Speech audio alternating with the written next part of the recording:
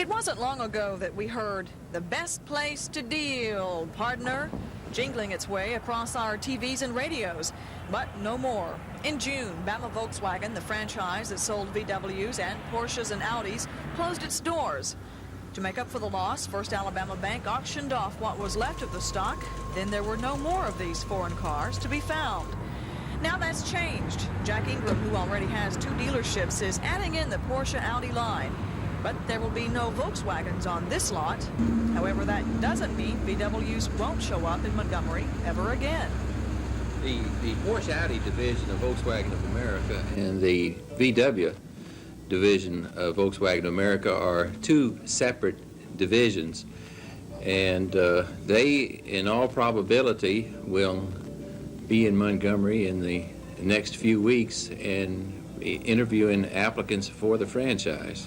General Sales Manager Lawrence Pierce says their business has been good, but should be even better when the Porsche Audi line gets cranking. Gina Gregory, WSFA TV News.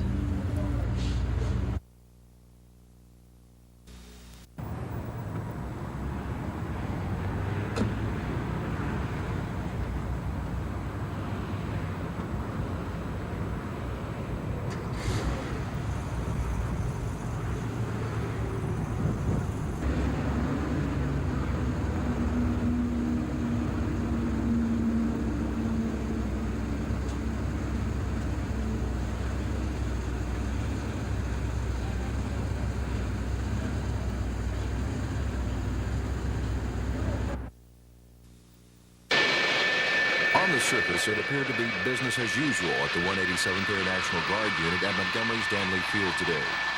But an in-flight emergency with one of the F-4s brought to mind the events of just a couple of days ago. The events the Guardsmen carry with them as they go about their normal duties. Today, the F-4 set down safely with a leak in the fuel tank. But the ground crew wasn't taking any chances. It's part of the normal operations at the 187. How they react to such emergency situations has led to an outstanding safety record, but left them unprepared emotionally to handle Wednesday's fatal crash. We try to be prepared for this eventuality because it's, just the nature of our business that part of it is hazardous. But we always think it's going to happen to the other unit. And, of course, it has happened to us now, and we're just really devastated. Major Bob Mintz was one of those who were flying today. He was a longtime friend of Captain Harris.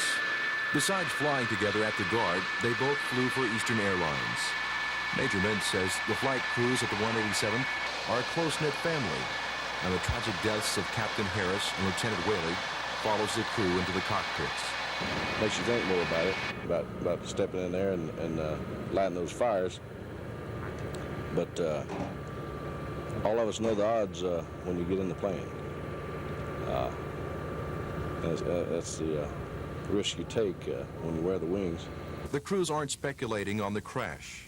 They say it's better left up to the Accident Investigation Board to determine what really happened. Don Phelps, WSFA TV News.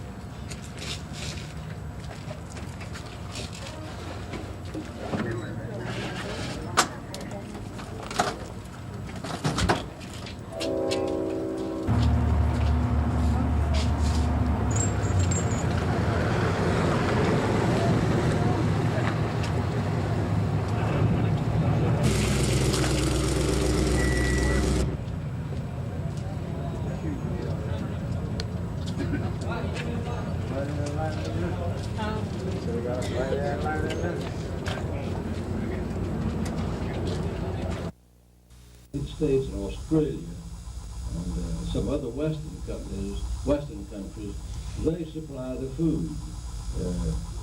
They're supplied the food by American farmers and others. Part of that plan, Mr. Volker better think about cash flow in an effort to try to regain the loan of $82 billion in 1 week. I'll tell the young people who overcame Depression, World War II, Korea, and Vietnam are going to overcome this. That there's a genius among the American people that when they are forced into a corner, they'll always come back with a solution. And I have confidence in the mass of the people in this country, in this state.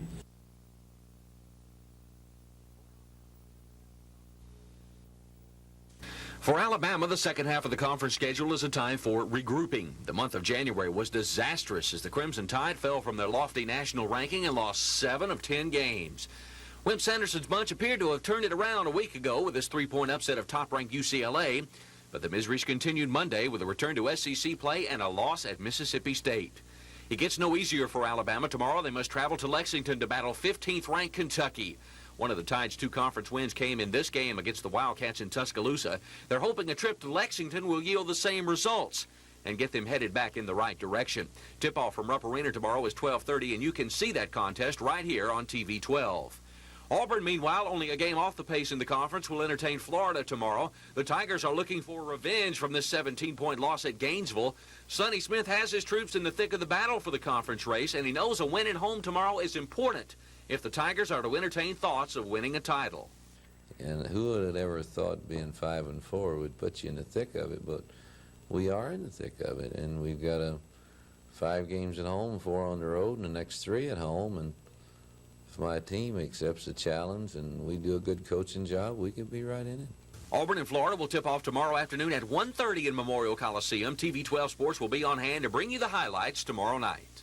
Elsewhere in SEC action tomorrow, LSU plays at Georgia, Ole Miss visits Tennessee, and Mississippi State travels to Vandy.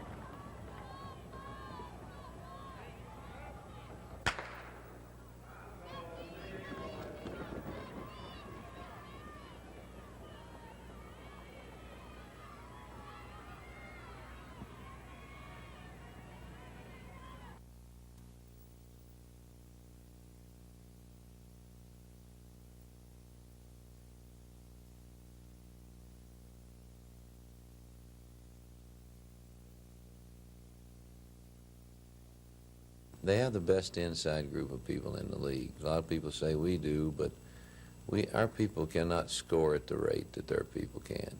They had 79 points, I think, between them, or 69 points between them in the Tennessee ball game.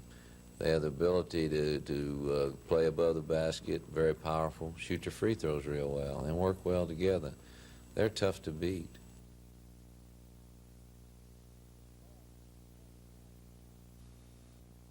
Well, Bob, whether we like it or not, we've got a system. You know, when we created the second campus 12, 14 years ago, when the state legislature created it, then we had more than one campus. And at some point in time, I think it was inevitable that the workload on the person in this position would be such that there might have to be some division of duties. Now, there are other ways to handle that in higher education. We could have considered maybe a provost for this campus. But who knows? There might be more than 2 campuses someday in this system. So I think we're moving in the right direction at this point in time for Auburn University.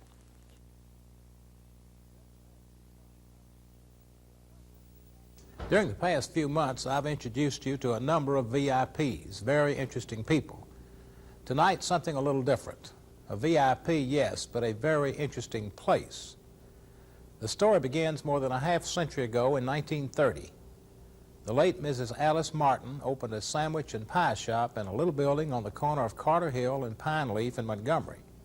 She called it Martin's, and a dime would get you a ham sandwich, and another dime would get you a piece of homemade pie. That was the menu. In 1939, Mrs. Martin sold her small business to David Smith, shown here in a photo taken early in the 1940s. Smith bought the business simply by agreeing to start paying the rent on the building of $32.50 a month. He subsequently changed the menu to meat and 3 vegetables, and in the years that followed, the tiny restaurant prospered. It established a faithful clientele of people who were only interested in good food and good service and who couldn't care less about the surroundings. As his other business interests prospered, Smith closed Martin's in 1963. But public demand was such that a year later, he and his new partner, Mrs. Ruby Tombrello, reopened Martin's at a new location in a small shopping center down Carter Hill Road. Mrs. Tombrello has managed Martin's since, but her title doesn't keep her from hopping tables alongside the other employees. Martin's today is not much bigger than it ever was, and certainly it is no more pretentious. If you're looking for a place to have a quiet, leisurely dinner in plush surroundings, Martin's is not for you. Bedlam is the only way to describe the place at noon. It's noisy, it's so crowded that you will very likely be seated at a table with total strangers, and you can flat get run over by the waitresses who are darting back and forth at breakneck speed, trying to get them in and get them out, which is the key to Martin's success. As to the furnishings, they look like they were bought at a yard sale. But if it's good home-cooked vegetables you're looking for, some world-class cornbread muffins, and some pie like your mama used to try to make but seldom did, then Martin's is worth a try. It's a Montgomery institution and a very interesting place.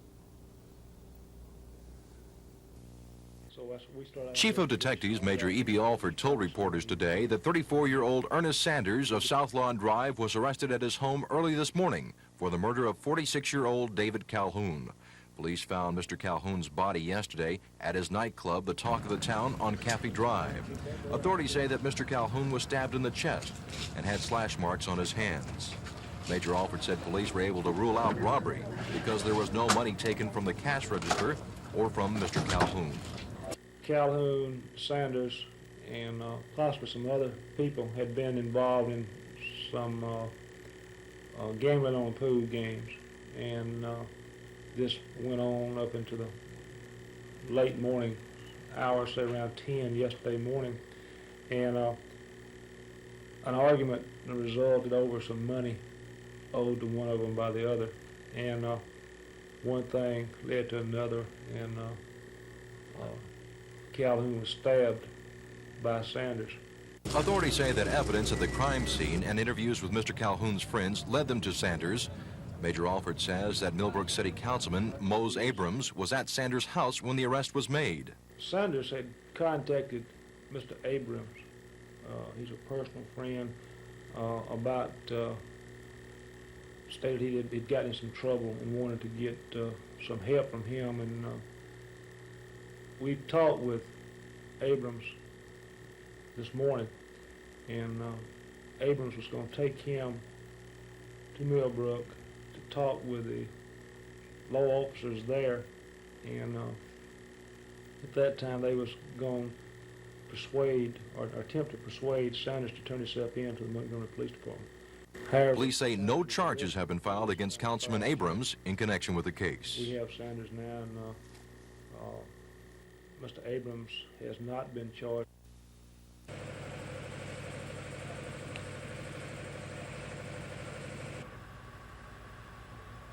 We'll be talking.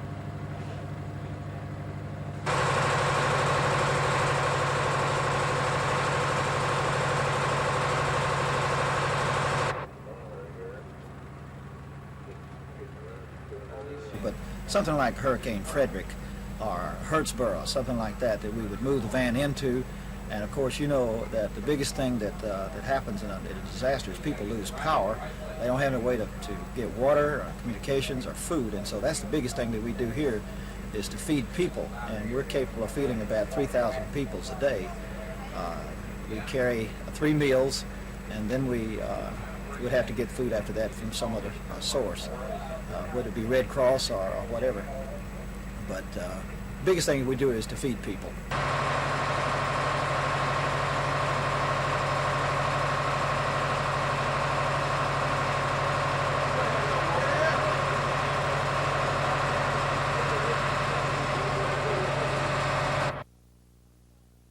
Since the truckers' strike started on Monday, one driver has been killed, countless others made targets of vandalism.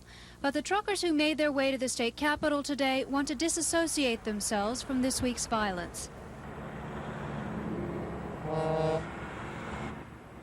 About 20 trucks from parts of North Alabama rolled into Montgomery this morning, escorted by state troopers and Montgomery City Police. We'll write our congressional delegation. It was Governor George Wallace they wanted to see. We've always backed you, and we hope that you'll support us now. And I hope you'll help us stop the violence in this shutdown. We all agree that we're against violence because that's going to be counterproductive, turned against you sometime. And the governor said the truckers had his sympathy and support. He agreed to write President Reagan and every governor in the country. Ask them if they reconsider this matter and adjust it, and if they want that much money, let it go over a scale of several years. But frankly, it's too much at one time. Later, to the full crowd of visiting truckers, Mr. Wallace said he wished he were president so he could help them more. Loud applause followed. The leader of today's convoy considered the meeting a success. They had said what they came to Montgomery to say, that most truck drivers are law-abiding citizens just trying to hold on to what they have. I really don't believe those people throwing rocks are truckers. I don't believe the people that's in the trucking business are all brothers in the fact that we are truckers. And I believe most of this stuff that's happening is happening by people that are not in the trucking business. When asked if the truckers would wait to see what Governor Wallace could do for them, Lackey said, no, they're moving on. Susan Silvernail, WSFA TV News. The meeting in the Dothan Opera House was billed as a sort of grassroots approach to solving the problems of farmers. A panel of business and government leaders met with several dozen farmers to talk about what the government can do for farmers and what farmers must do for themselves. The tremendous importance of American agriculture to the economic well-being of this nation is recognized by the President and of course, the Secretary, who's a full-time farmer himself, by members in the Congress, by all of us. Panel members explained and answered questions about government programs set up to help farmers. What I want to do is get the input of people like you. And Congressman Bill Dickinson, who set up the meeting, announced plans for a committee of area farmers to advise him on what's happening at the local level. Mr. Dickinson says all of this may help show farmers that government is not indifferent to their needs. No, we can't accomplish everything we want to accomplish, but I think it's a big step in the right direction, and if the reception is as good as I believe it is, we will be doing this periodically from here on out to make sure that there is adequate rapport and exchange of ideas from the government to the farmer, to the middleman who tries to make these programs work. But how enthusiastic the farmers are about all this may be another matter. After it was all over, more than one farmer suggested that the whole meeting was nothing but a big political show that had little or nothing to do with farming. Tom Foreman, WSFA TV News in Dothan. Alabama was in control in the very early going. When Bobby Lee Hurt hit the turnaround, the Tide led it by 5. But back roared Kentucky. Dirk Benefield cans the jumper from the key to tie it. Then when Melvin Turpin scores over Hurt, the Wildcats took the lead 14-12, and they never looked back. Turpin paced the Cats with 16. Bama did manage to tie it again in the first half. Enos Watley, after getting the steal, drives the length of the court. He'll bag the shot in the lane. Watley had 17 on the day. That tied the game at 22. But Kentucky bounced back to take a 6-point halftime lead. And after intermission, Kentucky continued to add to that lead. When reserve Tom Height scored on the hook, the Wildcats had their first of 3 11-point leads. But Alabama refused to fold. Hurt scores over Turpin. He draws the foul, missed the free throw, but Bama was back within 6. Later, Hurt with a rebound. He'll muscle it back up and in the tough going. 23 points for Bobby Lee, and Kentucky's lead was now down to 67-66. But the Wildcats caught fire against the full court press. Benefield feeds Charles Hurt for the layup. He draws the foul. That put Kentucky back up by 4. Alabama's last chances went by when Cliff Wyndham can't get this one to fall in the late stages. With the foul, it could have tied it. The Wildcats sank some late free throws. They went on to win it 76-70. Kentucky now 6-4 in the SEC, while Alabama falls to 2-8.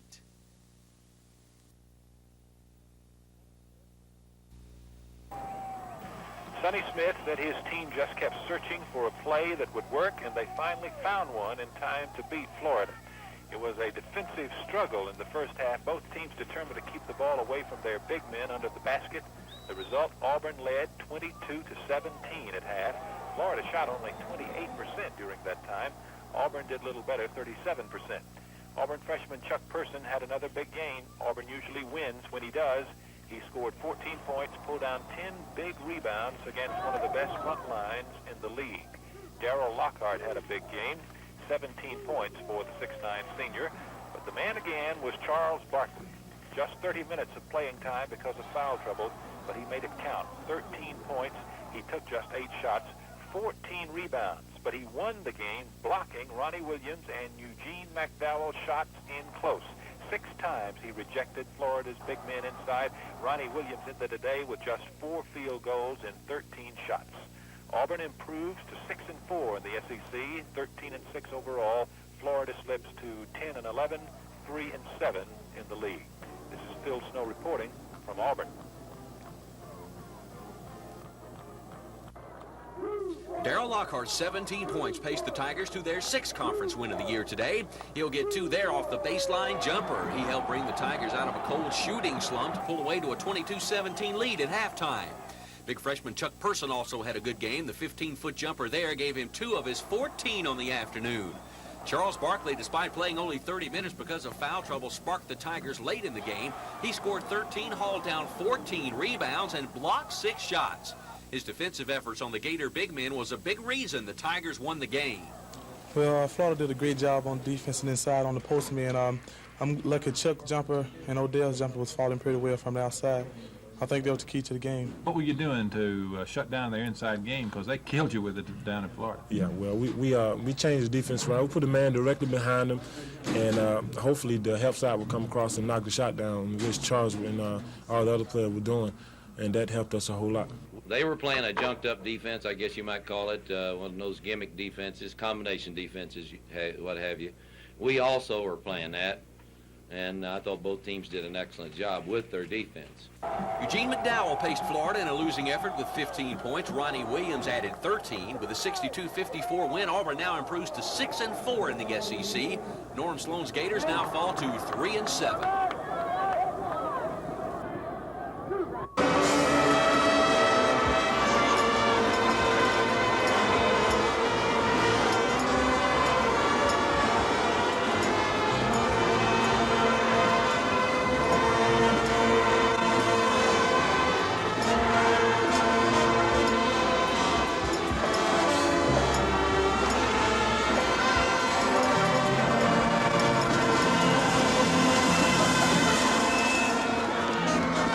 What was the song that you guys were trying to play? America the Beautiful. Did it sound like that to you? Not really. What did it sound like? Trash. I enjoyed it. Well, it didn't sound like America the Beautiful. Did it sound like America the Beautiful? Somewhat. I was standing in the back, and it didn't sound so bad. I mean, there was a couple of people that were off key like myself, but there was a lot of people that were really playing quite well.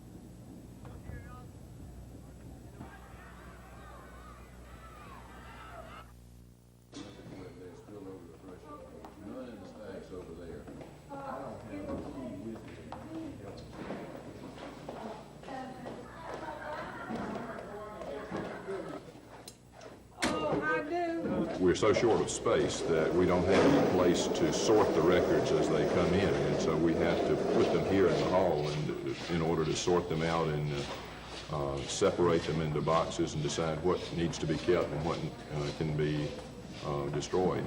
So these records had just come in and they were being sorted out, and that's why they were here in the hall. We don't have any other place to do that.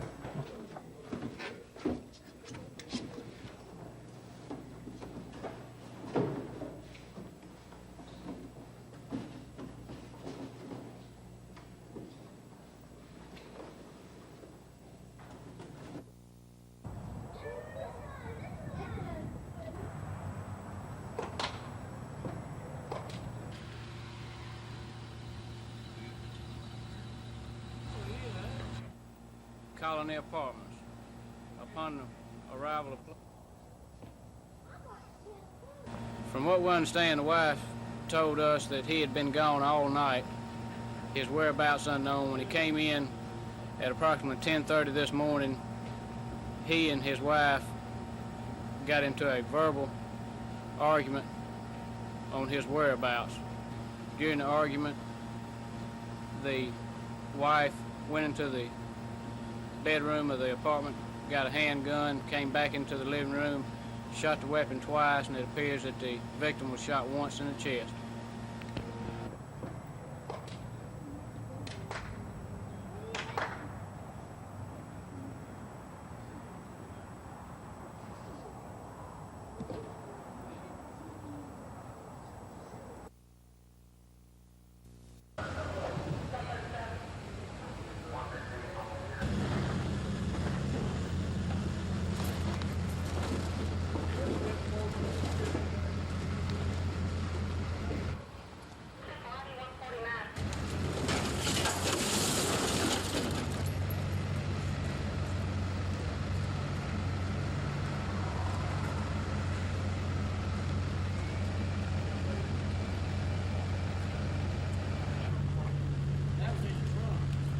Drag her out, bud? Yeah. Turn her around and drag her on.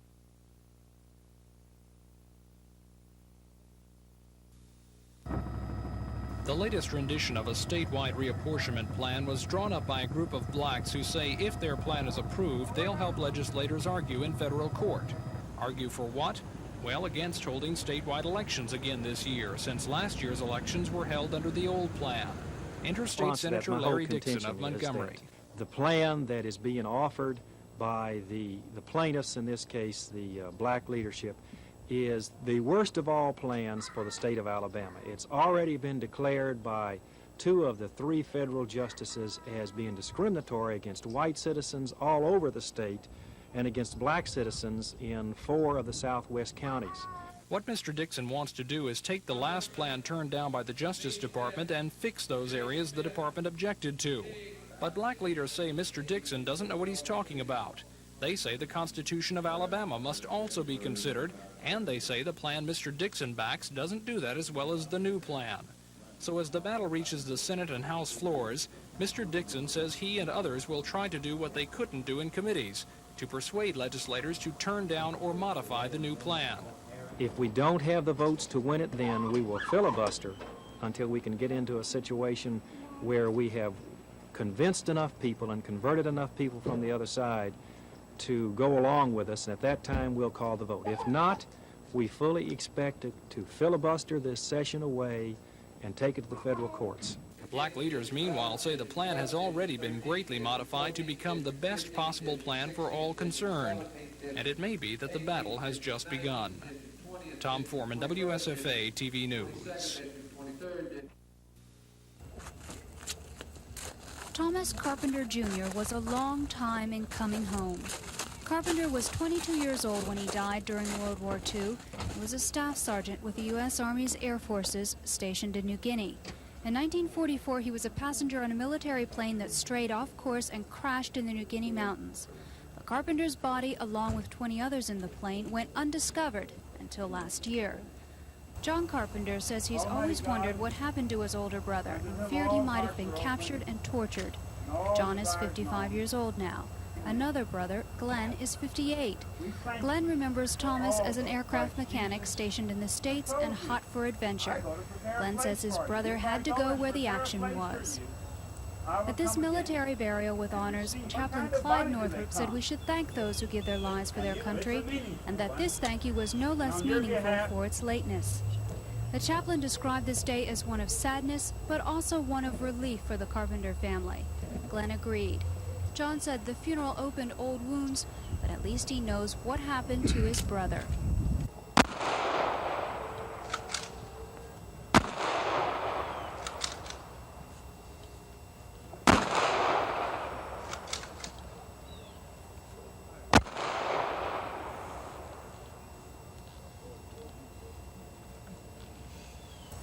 "39 years is a long time to wait, but Thomas Carpenter is finally home." Susan Silvernail, WSFA TV News, Georgiana.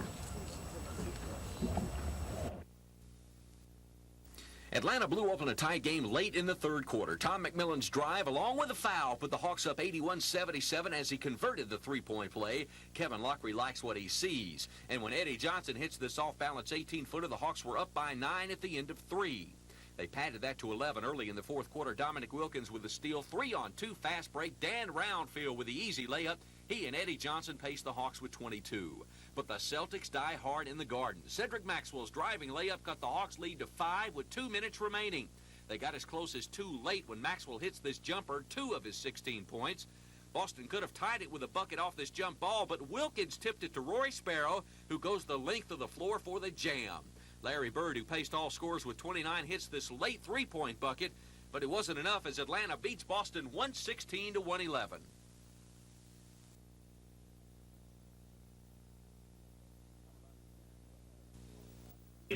Alabama senior U.S. Senator talked about the U.S. Supreme Court during the question and answer period of what was called a high school town meeting. Senator Heflin says he introduced a bill last year creating an interim judicial body similar to the one advocated by Justice Berger. The senator, a former Chief Justice of the Alabama Supreme Court, says changes in the court are sometimes slow to take place. So it may be that since this is a temporary testing pilot program, it may move fast. On the other hand, it may not be. Thus far, there hasn't been the general or widespread support for it, but I believe that that is growing, and I would anticipate, if not this year, within a fairly brief period of time, you will see some type of a program similar to what Chief Justice Berger advocated. Another item that seemed to be on the minds of the students was defense spending and the threat of nuclear war with the Soviet Union. Senator Heflin was optimistic about future arms reduction talks with the Soviets. He says there's always a danger of nuclear war, but the real danger is a nation with such weapons having a leader who's mentally off. Dennis Latham, WSFA TV News.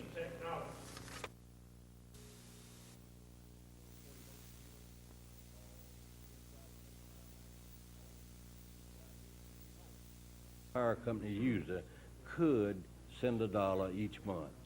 And it would certainly make it possible for many people to go to bed at night at least warm. I would anticipate that's about 7 or 8% of total customers. And we all know that during these economic times in which we live, there are many people who are really cold at night and hungry, go to bed hungry. And therefore, I hope that you, like myself and others, are going to send $1 each month to Alabama Power Company to help those very, very needy people. The gentleman here is with the Red Cross, and this gentleman here is with the Salvation. No, but the point is that they really would like for the customers to send $1. They feel like if all the customers send If that bill passes, then would you consider appointing minority members to the board? Oh, sure, I would, absolutely. That's one of the main reasons that I would like to see some more trustees, because most of them are there for long terms. And, of course, I already have in my own mind a commitment this time for this particular, the last one I have. But if we would vote when they send a number of constitutional amendments to the voters, pass this that Mitchell has introduced, I don't say we will appoint 5 or 6 minority members, but there certainly will be minority members in that group. It ought to be.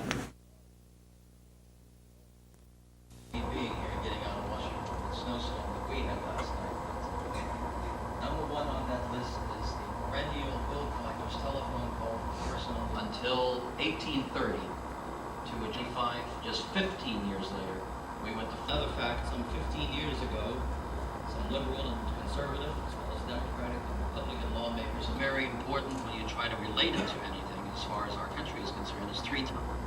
I'm terribly optimistic about changing what happens can be done. And us being the most rational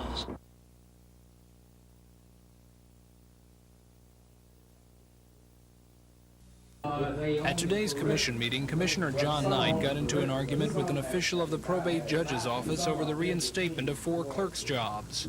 I want at some point for department heads and county government to start to be fair about hiring blacks in these positions and promoting blacks. When you look at that federal report that's submitted to the federal courts concerning the employment of blacks in county government, it's embarrassing.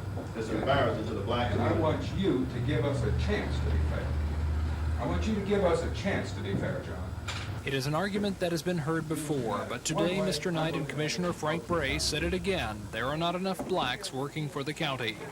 The county department heads are going to have to realize that this is a new day and that they can no longer discriminate against blacks. The 2 commissioners say they would like to see the same proportion of blacks working for the county as there is in the county, about 40%. If we can't get it done through the commission, then I think our only recourse will be the federal court. I think that has been the policy of Montgomery County, not to be fair with black people, but to be moved only when the federal courts have moved. And they can tell the community that this was not our idea, but the courts made us do it. Despite arguments that blacks have made a lot of progress in the county over the past years, both commissioners say it has not been enough. And now they say time has run out for the county to solve the problem alone. Tom Foreman, WSFA TV News.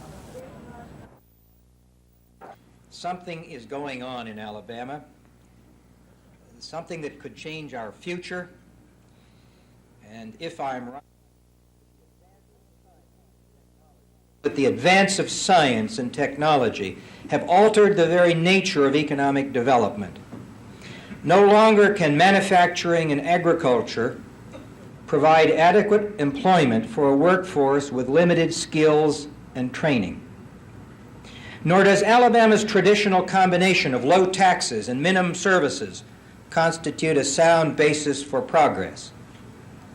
Today, the premium is on those elements which support technology: the education system, engineering resources, communications, research. It seemed to me that paragraph from the task force's preface very well summarized the first element in the new consensus, what the new economy is going to look like. Now, what was he saying? The petition was originally filed on June 14, 1982.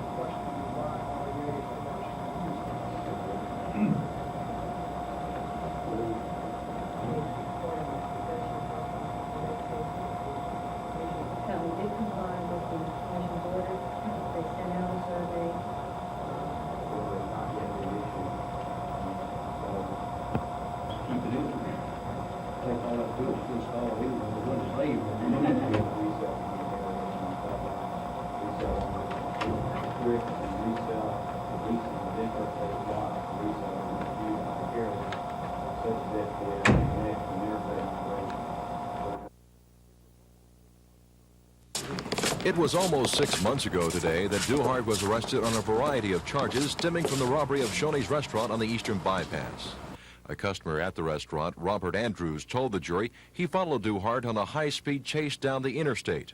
He must have seen us through the rear view, and he turned around on the inside of the car and shot us through the back windshield, and we slowed down. And then we noticed police officers were behind us, but they couldn't keep up with us because we was going so fast. And he finally caught up with us on Mulberry Street, and that's when they took over. In court today, police testified that a gun battle ensued with Duhart after he wrecked his car. Several officers told jurors that Duhart fired at them and then yelled at police that he was going to kill them and he wanted to die himself. In the exchange of gunfire, Duhart was shot more than 20 times before police took him into custody.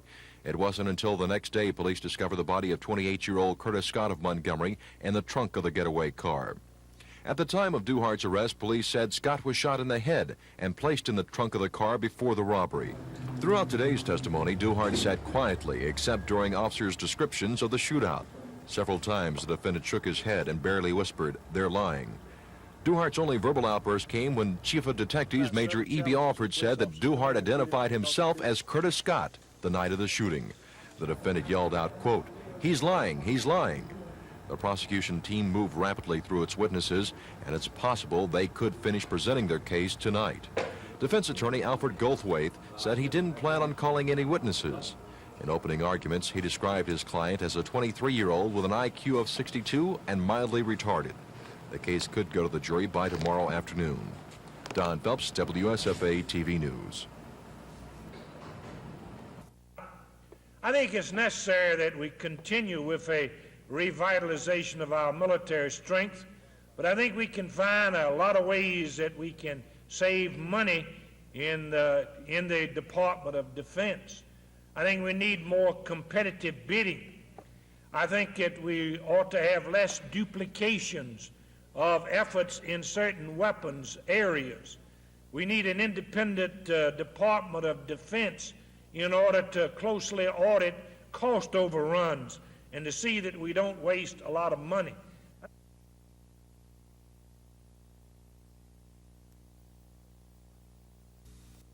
don't think it's a personal issue. I think it's a matter of the concept. And I think they're appealing the concept of the receivership. And again, I was fully aware that this might happen. So it's not a personal thing, and I'm not really concerned about it in that context. One of the governor's aides is quoted as saying it could be a volatile situation. How volatile do you think it might be? Well, I really can't comment on that because I haven't talked to anyone about it. I really haven't read the appeal, so that remains to be seen as to how volatile it might be, but I feel certain we can work cooperatively with whatever happens with the case. Police officers testified today Duhart was shot more than 20 times before he surrendered and stopped yelling at police he was going to kill them. Duhart survived the shootout, and now 6 months later, he's in court to stand trial for the murder of Curtis Scott, who looked very much like Duhart. In fact, Chief of Detectives E.B. Alford told the court this afternoon that Duhart originally claimed he was Scott. That testimony caused the defendant to cry out in court, quote, "He lies, he lies." For the most part, Duhart remained silent throughout the trial as police and other witnesses described the robbery at Shoney's restaurant on the Eastern Bypass and the shootout that ensued. Medical examiner Dr. Thomas Gilchrist testified this afternoon that Curtis Scott was shot in the head and then apparently placed in the trunk of a car with his feet bound and a plastic bag over his head. A weapons expert with the state testified that the bullet removed from Scott's body was fired from a gun found near Duhart when he was arrested. Defense attorney Albert Goldthwaite told the jury in opening arguments that his client was mildly retarded and had an IQ of 62. Earlier today, Mr. Goldthwaite said he didn't expect to call any witnesses, but he could possibly put his client on the stand when he starts presenting his side of the case tomorrow morning. If a guilty verdict is declared in the case, another hearing will be held to determine if Duhart should get life in prison without parole or the electric chair. Don Phelps, WSFA TV News. There are 2 points. One point is that I would suggest that we would consider asking. Now you want them to certify a new. What we have been trying to do for the 2 years that we have been down here is to persuade the county commission, to persuade department heads to hire blacks. We have almost run into a dead end with that. I think that each department should be composed of at least 40% black. There's no reason why we cannot have at least 40% in each department being blacks in the various employment agencies. I think they are almost persuading us or forcing us to perhaps go into court and get the discrimination case reopened so that if not quotas set, certainly some hiring practices that would be fairer to the black community.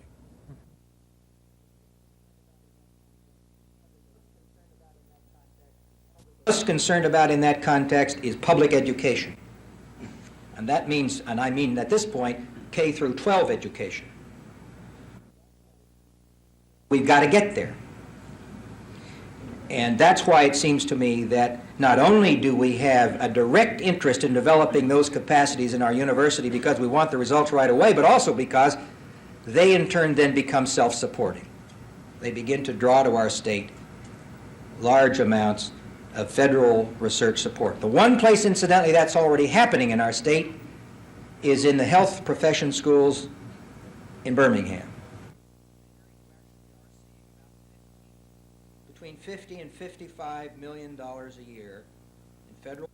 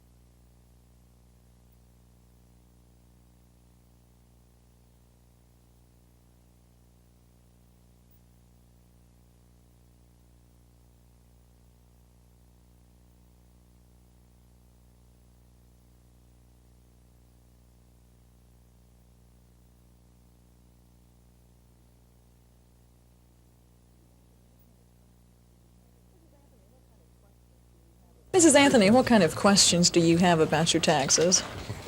All of it is questions. I don't know anything about it, that's why I came here. Mrs. Anthony is like other elderly folks who come in for tax help. She says she's been a widow for 7 years and has never done her own taxes. She found out today that she's going to have to pay a penalty because of an error last year. I think basically their biggest problem is they know so little about taxes, and they generally don't know what to tell us that is of benefit. Mr. Lukovich says he has to ask the folks questions, pull information out of them, and through the questioning process, find out what deductions they're entitled to. Do you think these help programs are good? Very good. They have been my lifesaver. I'll tell you that right now. This program will continue through April 15th. Gina Gregory, WSFA TV News.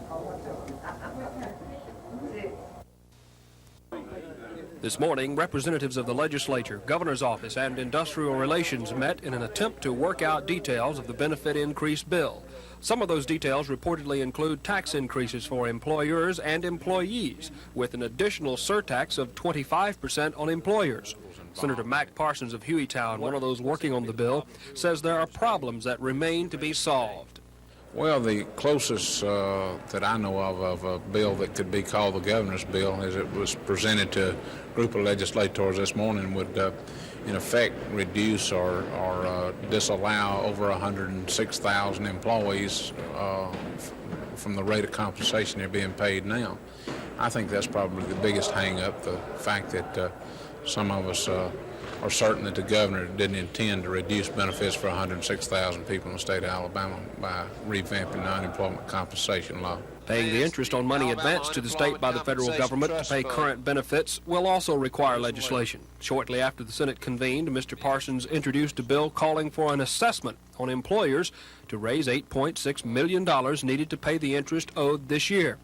Mr. Parsons says the assessment amounts to $13 for every $100,000 of annual payroll. Dennis Latham, WSFA TV News at the Capitol. For months, the legislature has been fine-tuning a state House and Senate remapping plan offered by a group of blacks. The plan appeared headed toward passage in spite of a surging effort to kill or replace it. But early today, some members were passing out a so-called patch plan that has only recently drawn attention. The blacks plan redraws virtually every House and Senate seat. The patch plan only redraws 4 House seats objected to by the U.S. Justice Department. The blacks plan bumps black House seats from 17 to 19, black Senate seats from 3 to 5.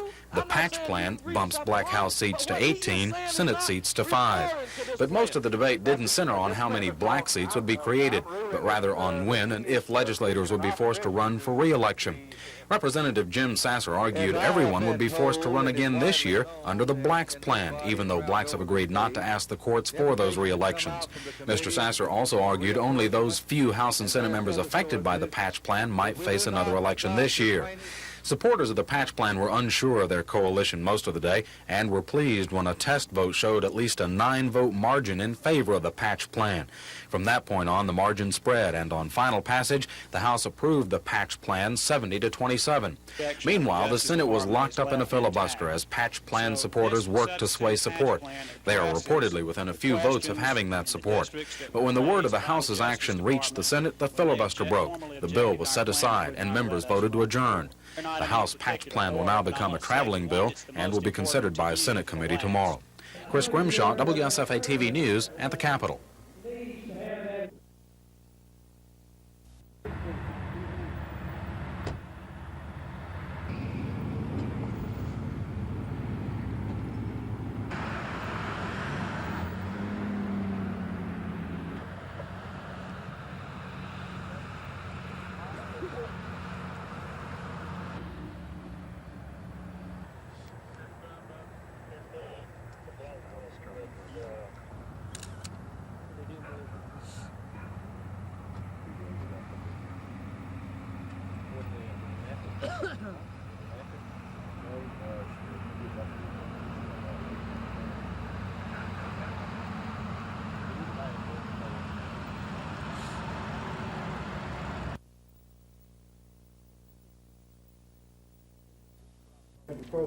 The new fixed-route bus service between Auburn and Opelika was initiated with a brief ceremony in Auburn.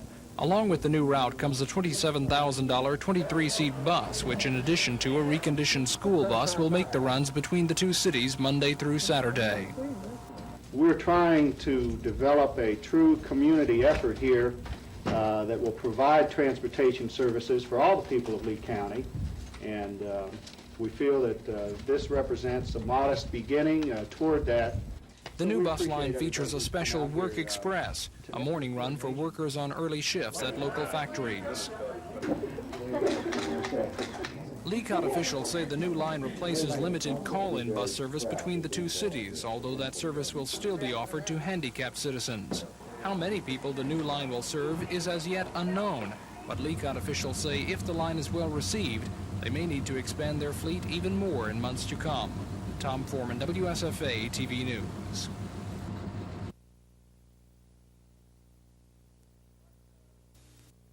But they feel that we do have sufficient, highly sophisticated, that we have certain weapons that the Russians don't have, and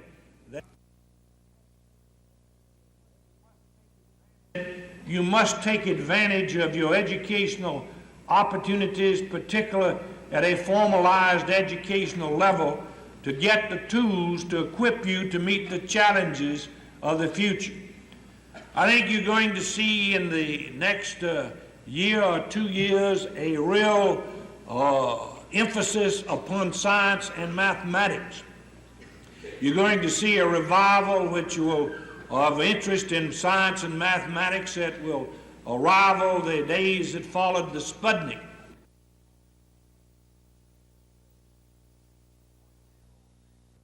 Twenty-three-year-old James Edward Duhart showed little emotion this evening as just minutes ago the jury returned a guilty verdict in his capital felony trial.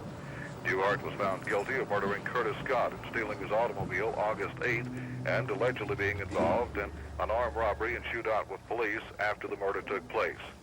The judges just moments ago sent the jury home for the evening. After returning their guilty verdict, they still must hold a sentencing hearing. In that hearing, it will be up to the jury to decide whether to recommend death or life without parole for Duhart. The judge has instructed the jury not to watch any television, read newspapers, or listen to radio until 9 o'clock tomorrow morning when the hearing convenes. Matt Carmack, WSFA TV News at the Montgomery County Courthouse. Oh, no, I don't believe this. Channel 12, I don't believe this. Oh, no. Oh, I don't believe it. I don't believe it. No, every farmer can't be stooping this low. This stemmed from the murder investigation of David Calhoun that happened February the 4th at the Talk of the Town Lounge on Cappy Drive. We had developed a suspect, Ernest Sanders, in that case, who has been charged. We went to 325 South Lawn to Sanders' address and inquired, and he said he wasn't there. We put the house on surveillance. 3:30 a.m. Saturday morning, the car comes and carries Mr. Sanders away from that address. Our investigators stopped the car, arrested Sanders for the murder, and determined that that time that Mose Abrams was the driver of the car. Other information developed since the investigation, and he's been charged with this hindering in the first degree and placed in the county jail on a normal bond.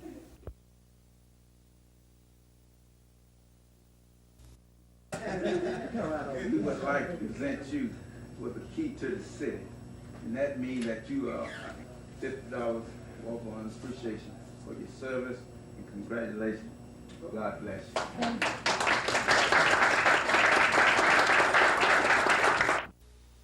Books not only of these various packs, but are the individuals in this room today, if in fact we have to run again. I would implore that the courts have is House Bill 1, is that there'll be a petition put to the court that...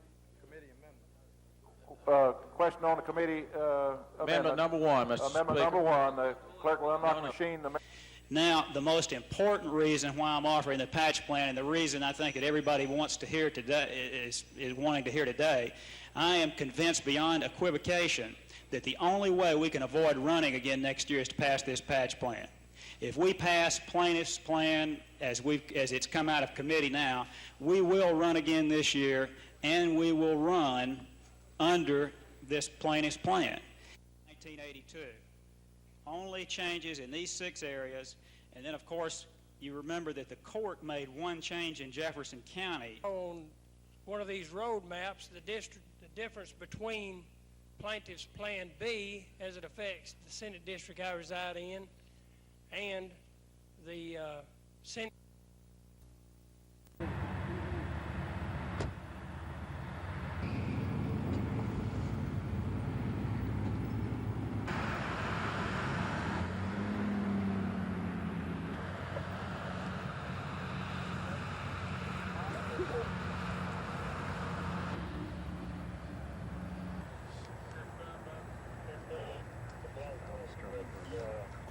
This afternoon, Columbus, Georgia Police Department arrested Jeffrey King in Columbus.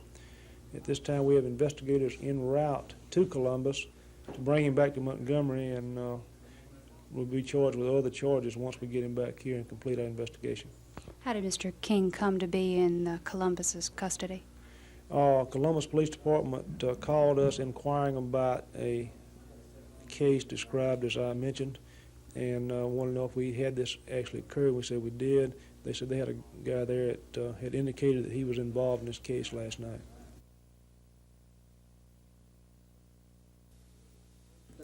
The committee, composed of Councilman Bill Nunn, Bud Chambers, and Mark Gilmore, spent the last few weeks looking at liquor license guidelines from other cities as well as hearing from Montgomery residents. But when it came time for the committee to make its final recommendations on the matter, the committee was divided. The chairman, Mr. Nunn, presented a list of guidelines for council approval, guidelines that keep package stores in business zones and away from churches and schools. That list was slightly modified from a list presented 1 week ago, which would have also kept the package stores away from homes and required a minimum floor space in all the stores. Grant you, we all represent a group of people, and I can tell you my people are saying, put some guidelines in. But Mr. Gilmore did not agree. He said the committee had worked to a dead end, and he proposed a substitute resolution suggesting the council forget the guidelines and just enforce laws already in place. This ain't gonna do nothing but put some more laws on the books. We go back, we set back in the cut, and you just like it was before. The council eventually got around to voting on the matter, and they voted for the guidelines. They also voted to lift a moratorium imposed on all license applications, at least for beer and wine licenses. The committee now begins to look at guidelines for club liquor licenses, but that will have to be without Mr. Gilmore. After the council voted in the package store guidelines, he resigned from the committee. Tom Foreman, WSFA TV News.